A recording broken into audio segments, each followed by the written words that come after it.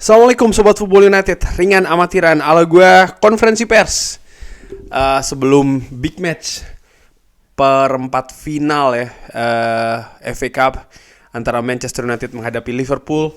Laga sulit bagi tuan rumah Manchester United karena performa yang belum konsisten. Di sisi lain menurut gue bagaimana Liverpool ini jauh lebih solid musim ini dibanding musim lalu. Ada beberapa yang cedera, tapi lebih banyak yang bisa tersedia di beberapa pertandingan terakhir. Mereka juga tampil luar biasa. Ya di Europa League mereka menang dengan perkasa, ya kan, mengalahkan Slavia Praha. Lalu mereka juga di partai big match menghadapi Manchester City, pertandingan yang luar biasa. Mereka mampu menahan, Sparta Praha ya, tadi yang menang besar tuh Sparta Praha, bukan Slavia Praha, Sparta Praha. Lalu ya mereka bagaimana bisa bermain sepak bola yang fantastis menghadapi Manchester City. Ini bukan laga yang mudah bagi Manchester United, walaupun di pertemuan di Liga di Anfield Manchester United sukses menahan 0-0. Pada saat itu ya bagaimana pemain juga tampil disiplin, fokus selama 90 menit lebih. Mereka juga sempat menciptakan beberapa peluang ya. Dan bagaimana mereka bisa menjaga kotak penalti dari Manchester United, artinya pemain-pemain Manchester United, pemain belakang, pemain tengah. Itu menurut gue perjuangannya sangat luar biasa. Mungkin ada beberapa yang mengatakan ya Manchester United bermain bertahan, menumpuk orang di belakang. Tapi menurut gue secara implementasi ini juga bukan hal yang mudah ya, karena mereka juga harus disiplin, mereka harus fokus, fisik juga harus siap di pertandingan seperti itu. Walaupun sekali lagi memang pendekatannya lebih ke bertahan, tapi Manchester United mampu memainkan atau mengimplementasikan strategi itu dengan baik. Bahkan ya seperti gue katakan, mereka juga sempat mengancam lewat beberapa peluang yang gue ingat salah satunya dari Rasmus Højlund. Oke, sebelum pertandingan ada konferensi pers dari Erik ten Hag. Langsung aja pertama ini terkait dengan trio lini depan Manchester United. Apakah siap untuk hari Ahad menghadapi Liverpool? Kita memiliki pekan yang baik. Para pemain yang Anda maksud, Rasmus Højlund, Maguire dan juga Wan-Bissaka kembali ke atas lapangan. Dan sebagian bahkan telah memulai pekan ini. Hari ini mereka memiliki sesi latihan dan mereka semua berlatih. Saya pikir mereka semua ini fit untuk dimainkan. Besok kita akan memiliki satu sesi lagi. Kita harus melihat bagaimana mereka recover ya, artinya mereka kembali lagi dari cedera ini, tapi semuanya terlihat bagus. Oh, ternyata trio yang dimaksud itu adalah Rasmus Højlund, Maguire dan juga Aaron Wan-Bissaka. Aaron Wan-Bissaka berarti lini kanan bisa ditempati oleh Aaron Wan-Bissaka, atau mungkin Aaron Wan-Bissaka akan digeser ke kiri dengan tetap memainkan Diogo Dalot di kanan. Itu juga salah satu opsi. Yang paling dinantikan tentu saja Rasmus Højlund ya, karena menurut gue semenjak dia cedera, aslinya absen, lini depan Manchester United ini tidak setajam sebelumnya. Artinya di awal-awal tahun 2024. Pengaruh jelas ya, bukan dia secara individu saja, tapi bagaimana juga lini depan Manchester United secara kolektif ini berpengaruh. Pemain-pemain yang diplot untuk menggantikan Rasmus Højlund menurut gue belum ada yang pas. Sekali lagi bukan hanya menggantikan sebagai posisi penyerang, tapi juga bagaimana unit itu lini depan tidak sebagus ketika ada Rasmus Højlund sih menurut gue. Dan ada kabar positif dari berita-berita cedera.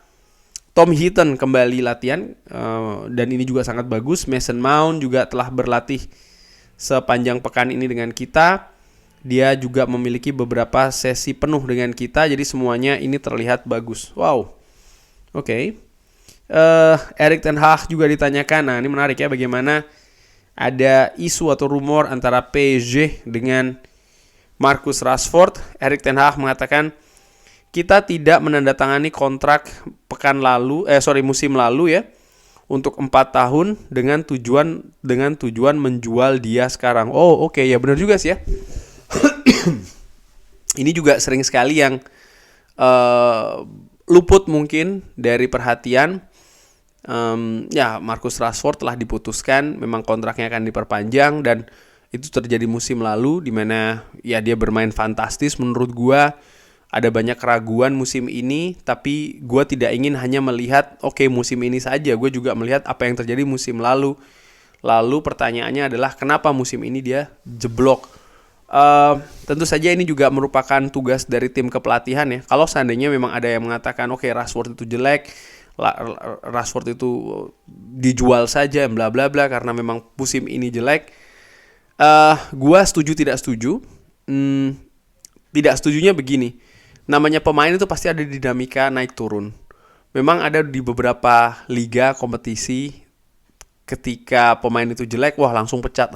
Karena memang liganya di setting menurut gue untuk sesuatu yang lebih jangka pendek. Dan nampaknya penikmat liga itu juga terbiasa gitu ya dengan sesuatu yang jangka pendek gitu loh.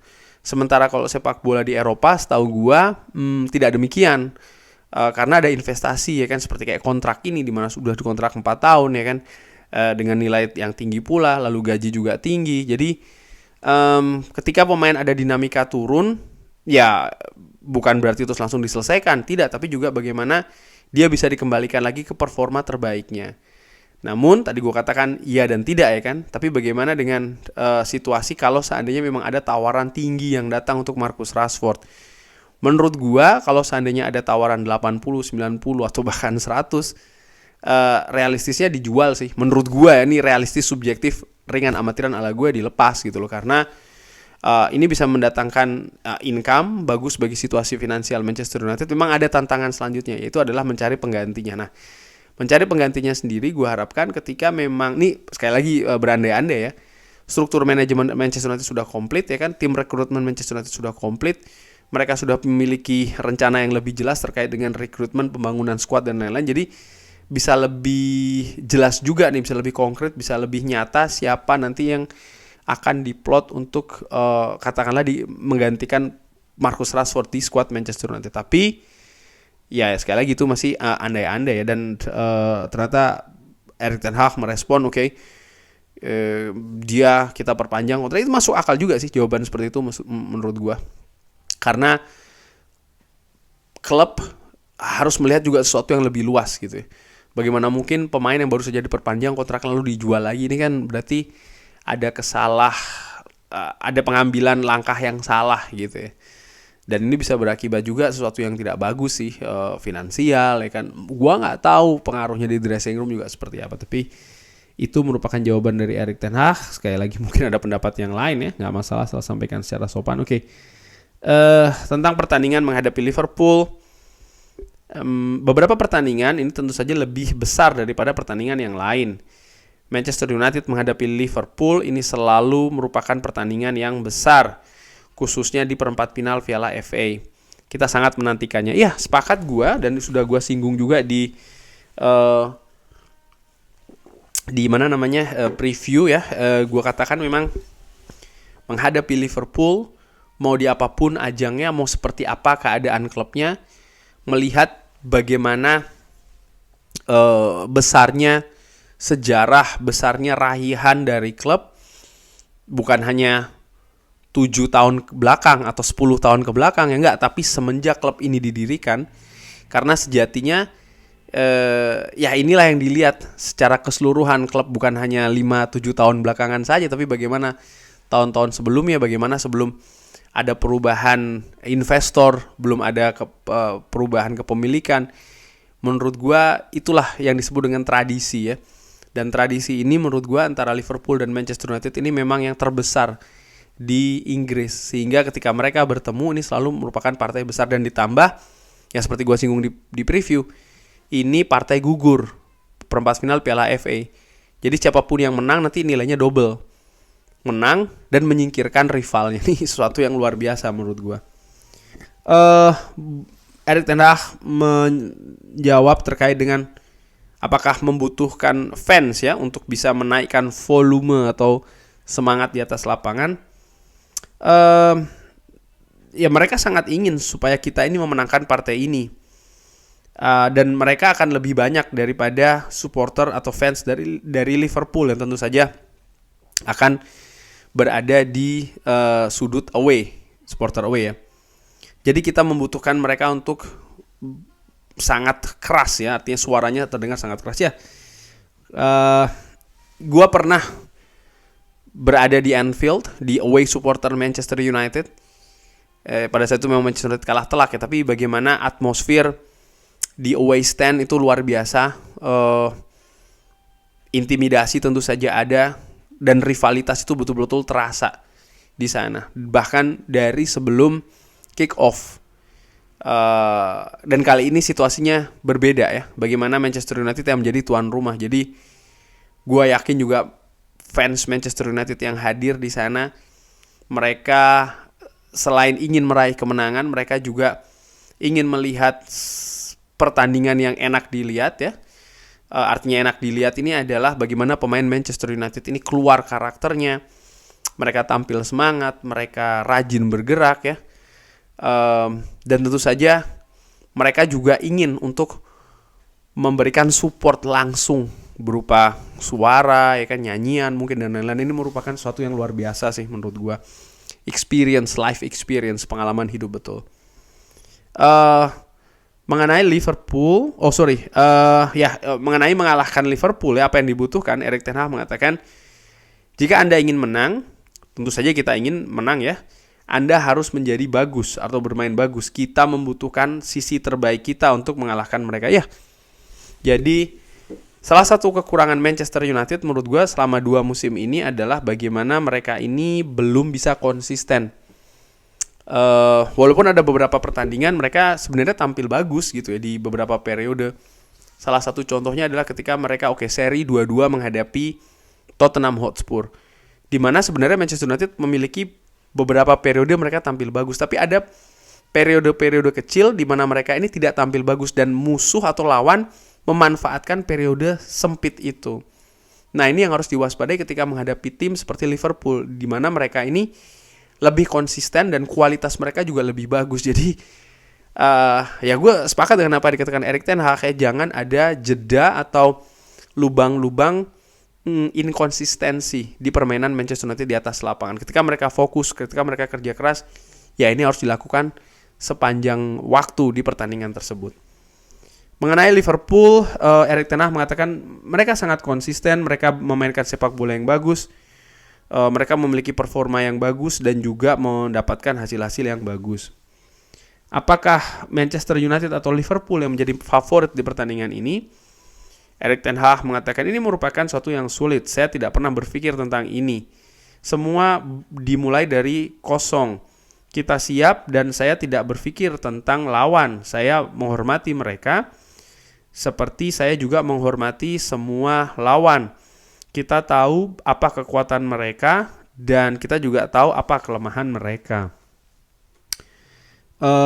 Apakah hari Ahad ini merupakan kesempatan untuk membangun momentum?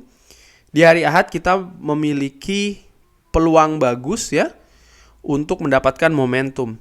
Saya pikir pemain tim mereka telah menunjukkan ya semenjak bulan Januari ke depan kalau kita akan mendapatkan atau seharusnya mendapatkan pertandingan-pertandingan bagus dengan banyak kemenangan. Kita merasakan momentumnya. Saya pikir mereka juga memiliki kepercayaan diri yang bagus dan juga spirit yang bagus. Ya, gue pikir bagi Manchester United, terutama dalam situasi memburu posisi 4 besar atau 5 besar, mereka juga butuh momentum. Ketika mereka katakanlah bisa mengalahkan Liverpool, selain mereka akan berlanjut ya perjalanan ke semifinal FA, ada kepercayaan diri tentu saja yang terpompa lebih deras lagi nanti karena mereka mengalahkan rival, mengalahkan tim yang menurut gue termasuk yang dominan juga di Premier League selama beberapa tahun belakangan ini, sehingga ada banyak faktor positif. Tapi sebaliknya ketika mereka kalah, ada hantaman pastinya ya di dressing room. Tapi gue harapkan tidak terlalu besar hantamannya karena mereka bagaimanapun juga tetap harus kembali lagi kan bermain di sisa-sisa pertandingan terutama di kompetisi Premier League. Gue melihat Liverpool juga seperti yang Erik ten Hag katakan ya, mereka lebih konsisten. Salah satu penyebab konsistennya Liverpool jelas Jurgen Klopp. Bagaimana Jurgen Klopp yang datang di Liverpool ini mendapatkan support yang bagus, berupa waktu, berupa banyak hal ya, teknis, non teknis. Bagaimana dia juga sangat menyatu dengan skuadnya sangat menyatu dengan dia juga menyatu dengan komunitas fans di Liverpool. Bagaimana gaya sepak bola filosofinya juga menyatu dengan Liverpool. Menurut gue ini sangat penting. Sehingga ketika ada masa-masa sulit di Liverpool, contoh seperti kayak ada pergantian pemain, artinya pemain kunci mungkin lepas, beberapa pemain penting lepas, lalu ada pemain baru yang datang. Ini adaptasinya jauh lebih enak karena sistem sudah terbangun. Ya, salah satunya lewat waktu itu tadi ya, jangka waktu yang Jurgen Klopp gunakan untuk membangun gaya sepak bola di Liverpool. Termasuk juga ketika ada cedera menurut gue. Dimana ketika mereka ada banjir cedera, lalu ada pemain-pemain yang masuk, termasuk juga pemain muda. Karena pakemnya sudah jelas, adaptasi mereka pun juga jelas harus seperti apa. Sehingga lebih mulus. Tentu saja ada perbedaan kualitas ya dari pemain yang digantikan, yang cedera, pemain inti itu tentu saja. Tapi bagaimana secara kolektif gue melihat degradasinya atau penurunannya itu tidak terlalu dalam. Sehingga ya mereka tetap bisa mendapatkan hasil-hasil positif. Nah ini juga merupakan contoh penting sih menurut gue bagaimana pembangunan sepak bola itu sang manajer juga harus memiliki support yang dia butuhkan. Berupa banyak faktor yang sudah sering gue sebutkan di Football United. Oke, kurang lebih demikian konferensi pers ini. Bagaimana menurut Sobat Football United? Bisa drop di kolom komen. Terima kasih sudah menyaksikan. Jangan lupa like, subscribe. Wassalamualaikum warahmatullahi wabarakatuh. Thank you.